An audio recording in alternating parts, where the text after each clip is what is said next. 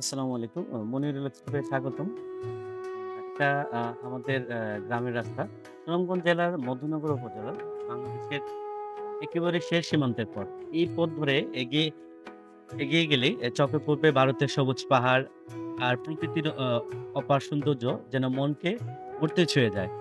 সামনের এই সেতুটি শুধু দুটি এলাকার সংযোগ নয়, আ এটি দুটি জেলার মিলনস্থল। সেতুর ওপার সুনামগঞ্জ আর ওপারে নেত্রকোনা জেলা।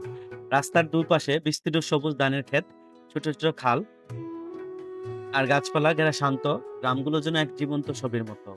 শহরের কোলাহল থেকে দূরে এখানে প্রকৃতির প্রতিটি নিঃশ্বাস লুকিয়ে আছে প্রশান্তি। বর্ষা এলেই এলাকায় আরো বেশি প্রাণ ফিরে পায়। চারিদিকে সবুজে সমার নির্মল বাতাস আর দূরে পাহাড়ের নীলাভ রেখা। সব মিলিয়ে এটি হয়ে ওঠে প্রকৃতি প্রেমীদের জন্য এক অন্যান্য গন্তব্য। যদি কখনো সুনামগঞ্জের মধ্যনগরে আসেন, তাহলে অবশ্যই এই মনোরম গ্রামীণ সড়কে একবার ঘুরে যাবেন।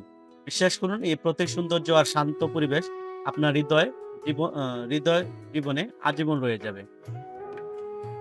ভিডিওটি ভালো লাগলে লাইক এবং শেয়ার করবেন। ধন্যবাদ।